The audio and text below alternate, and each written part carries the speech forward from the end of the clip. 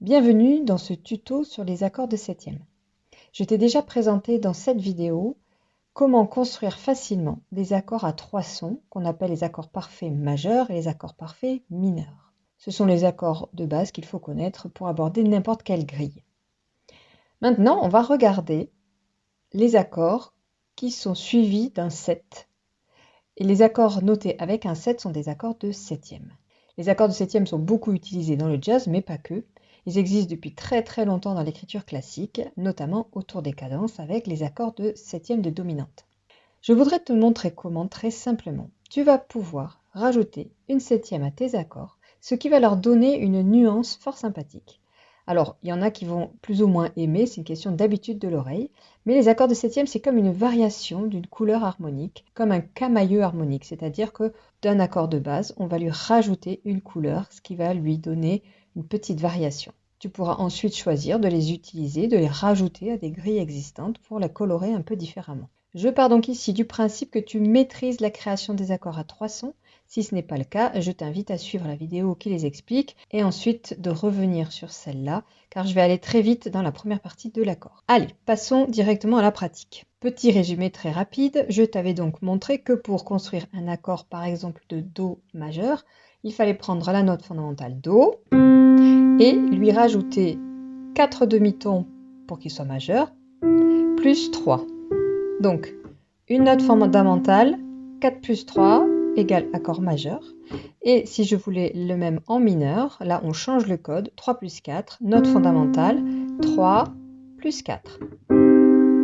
Donc si tu as bien intégré 4 plus 3, 3 plus 4, ça va être très simple pour la suite. Maintenant, on veut rajouter une septième à l'accord. Alors, en fait, on ne va pas rajouter une septième note, on va rajouter une quatrième note, mais on va l'appeler la septième parce qu'elle sera toujours la septième note par rapport à la note fondamentale de l'accord. Si par exemple, je prends l'accord qui va partir de La, eh bien, sa septième, sachant que La c'est 1, 2, 3, 4, 5, 6, 7, donc sa septième, ça sera Sol. Et si je prends par exemple mon La mineur et que je lui rajoute Sol, visuellement, c'est encore là un avantage du piano, c'est qu'on voit très bien ce qui se passe, contrairement à la guitare où c'est un petit peu tout mélangé. Là, c'est très clair, on voit bien un empilement de tierces. Et ce que j'ai fait après la quinte de l'accord, c'est que j'ai rajouté une nouvelle tierce. La chose à ne pas oublier, c'est que les tierces sont soit majeures, soit mineures. Ça veut dire que quand tu vas construire tes accords de septième, les septièmes pourront tour à tour être soit majeurs, soit mineurs. Donc par exemple, si je reprends mon accord de Do majeur, je veux lui rajouter une septième, donc je vais rajouter ici. On va dire que je vais d'abord rajouter une septième mineure. Donc si je veux rajouter une septième mineure, il faut que je rajoute 3 demi-tons après ma quinte. 1, 2, 3. Voilà donc l'accord de Do majeur, septième mineure. Mais je peux aussi avoir envie de faire une septième majeure et à ce moment-là, à partir de la quinte, je vais rajouter 4 demi-tons, ce qui va me faire tomber sur... Et on entend tout de suite la différence d'ambiance entre un accord majeur septième mineur, un accord majeur septième majeur. Après, c'est une question de goût et couleur. Il y en a qui vont détester les septièmes majeurs parce qu'il y a une dissonance qui se crée entre la note fondamentale et la septième. En fait, on n'est qu'à un demi-ton. Si je prends le Si, voilà, qui est la septième majeure de Do, en fait, voilà, on a cette petite dissonance. Perso, moi, j'adore la couleur des septièmes majeurs. Donc là, je t'ai montré Do majeur, septième mineur ou septième majeur. Maintenant, je te montre l'exemple avec un accord de base mineur. On va prendre La mineur, donc La, 1, 2, 3, 1, 2, 3, 4. Pareil, je vais d'abord lui rajouter sa septième mineure, donc 3, 1, 2, 3. La mineur, septième mineure. Et l'autre possibilité, c'est l'accord de La mineur, septième majeur, je rajoute 4 demi-tons après la quinte, 1, 2, 3, 4. Ouh, ah ouais, celui-là il est tendu, hein. Ah, là c'est une autre couleur, hein. Voilà, donc très rapidement, on se rend compte qu'une fois qu'on a compris que les accords, ce sont que des empilements de tierces, on empile des tierces, et les tierces, elles sont majeures ou mineures, ce qui va colorer les accords différemment. On va faire le tour, les 4 sonorités possibles pour les accords de septième. Comme ça, déjà, tu vas pouvoir te dire, tiens, j'aime bien plutôt la septième mineure avec l'accord mineur ou bien l'accord majeur avec la septième majeure. C'est déjà intéressant après de savoir, en général, l'accord mineur septième majeur, il est assez tendu dans certaines musiques, il peut avoir tout son sens, c'est vrai, mais comme ça, à entendre, on entend quand même que c'est tendu. Alors, on va repartir du La. Première possibilité, accord majeur septième mineur. Deuxième possibilité, accord majeur septième majeur. Troisième possibilité, accord mineur septième mineur. Et dernière possibilité, accord mineur septième majeur. Ça nous fait donc 4 variations possibles avec une note fondamentale, 2 accords majeurs et 2 accords mineurs. Alors maintenant qu'on a compris la théorie, eh bien passons à la pratique. Je t'invite à construire l'accord de Sol majeur septième mineur. Je te laisse le temps de compter tes touches. Sol majeur, septième mineur. Et après, je te donne la solution parce que c'est en pratiquant après, bien sûr, qu'on va apprendre et comprendre ce qu'on fait. Sol majeur, septième mineur. Je construis mon accord de Sol majeur, septième mineur, plus 3. Sol, Si, Ré, Fa. Maintenant, je t'invite à me faire l'accord de Do mineur, septième mineur aussi. Do mineur, septième mineur. N'oublie pas, quand tu comptes la note fondamentale, on la joue et on compte le 1, c'est l'intervalle entre les deux premières notes. Hein. C'est pas je compte 1, la note, non. C'est l'intervalle, donc 1, 2, 3, 1, 2, 3, 4, 1, 2, 3. Ce qui me fait Do, Mi bémol, Sol, Si bémol, accord de Do mineur, septième mineur. Allez, on va faire un petit peu plus compliqué. Si tu sais bien compter tes demi-tons, ça ne devrait pas te poser de problème. On va faire l'accord de La bémol majeur, septième majeur.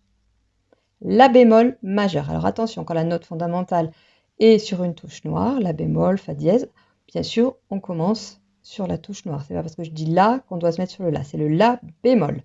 La bémol majeur, septième majeur. Je joue mon La bémol et je compte. 1, 2, 3, 4, 1, 2, 3, 1, 2, 3, 4. On a bien donc La bémol, Do, Mi bémol et Sol. Allez, un petit dernier pour la route. J'aimerais que tu me fasses l'accord de Fa mineur, septième majeur. Fa mineur, septième majeur. Première partie de l'accord mineur, deuxième partie, ou septième en tout cas, majeur. Donc Fa mineur, septième majeur. Le fameux. Voilà. Maintenant, tu peux donc t'amuser à prendre n'importe quelle grille de chansons, n'importe quelle grille si tu improvises ou si tu prends des thèmes de jazz par exemple, et regarder après si tu as les 7 qui sont écrits derrière. Alors, attention sur la notation. Quand tu as un accord avec écrit juste un 7 tout seul, ça veut dire que la septième est mineure. Si tu as un accord avec 7, alors soit il y a écrit 7 maj, soit 7 grand M, ça dépend pour la septième majeure, il y a différentes possibilités d'écrire, mais en tout cas, quand il n'y a rien, c'est mineur. Donc s'il y a quelque chose après ton 7, c'est qu'il est majeur. C'est exactement le contraire de quand on écrit les accords. De base, l'accord majeur, on va juste écrire Do, par exemple pour accord de Do majeur, et Do petit m pour Do mineur. Et bien là, c'est l'inverse. Quand il n'y a rien après le 7, c'est une septième mineure. Alors, ce que tu peux faire maintenant en dernière partie pour t'entraîner à faire tes accords de septième, c'est de commencer par exemple sur les touches blanches, sur le La mineur, septième mineur, et de travailler les renversements. Parce que du coup, dans le jeu, après, tu vas devoir utiliser aussi les renversements.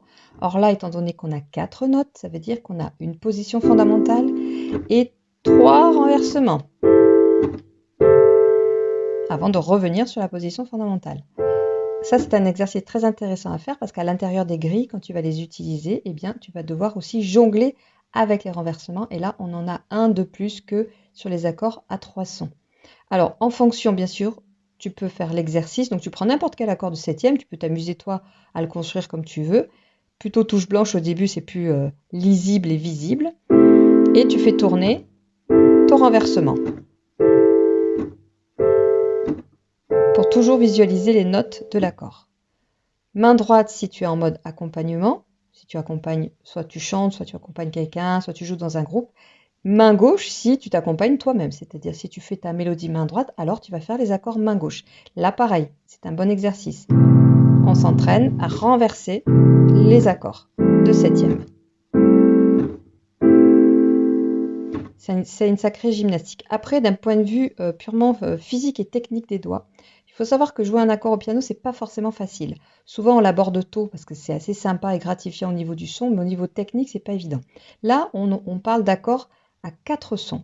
Ça veut dire que ça va faire travailler 4 doigts. Dans la position, par exemple, la do, mi, sol, la mineur, septième mineur, on va être tenté d'avoir 2 doigtés possibles. Soit 1, 2, 3, 5, soit 1, 2, 4, 5. Alors, personnellement, je préfère faire 1, 2, 3, 5, mais c'est possible que cette position, tu ne la trouves pas très confortable. Tout simplement parce que ça exige au numéro 4 d'être en l'air, de se lever. Et souvent, le doigt numéro 4, comme il est le plus faible, c'est lui qui a le moins de force. Donc des fois, on a du mal à le lever pour jouer les autres. Donc on va être tenté, du coup, de mettre le 4 à la place. Dans certaines positions, ça peut être utile. Voilà, mais du coup, c'est vrai que je trouve que c'est quand même pas mal avec le 3. Alors ça, il faut que tu testes. Si tu sens que vraiment 1, 2, 3, 5, c'est compliqué, je t'invite à aller voir un petit exercice que j'avais proposé qui est vraiment de la musculation des doigts et qui peut t'aider à prendre de la force dans le doigt numéro 4. Et après, c'est vrai que les exercices techniques de base, ça aide aussi justement à renforcer les doigts. Pour jouer les accords, on a besoin de ça. Voilà, avoir vraiment les doigts qui sont forts, le quatrième qui peut se lever facilement. Donc tu verras, pareil pour la main gauche. Voilà, naturellement, moi je vais mettre le 3 parce que le 4 il se lève. Bon, tu pourras tester en tout cas, mais c'est bien de le savoir parce que des fois on se dit, mais tiens, pourquoi j'arrive pas à le jouer? Tout simplement parce que le doigt numéro 4 manque un petit peu de force et de souplesse. Voilà, il se lève toujours moins que les autres. Quand on voit la différence de lever, là, c'est à se demander pourquoi on a ce doigt.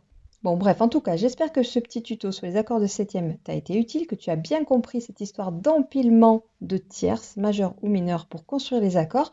Et en fait, très vite, tu vas comprendre que si tu veux faire un accord de neuvième, eh bien, ça va être le même principe, c'est-à-dire que tu vas rajouter encore une tierce ou mineure ou majeure après ta septième, et ainsi de suite. Au bout d'un moment, on va retomber sur nos pattes parce que on n'a pas un nombre infini de notes.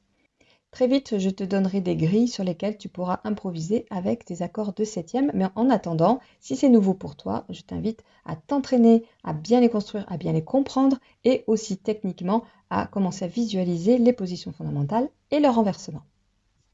Je te souhaite un très bon piano et je te dis à bientôt.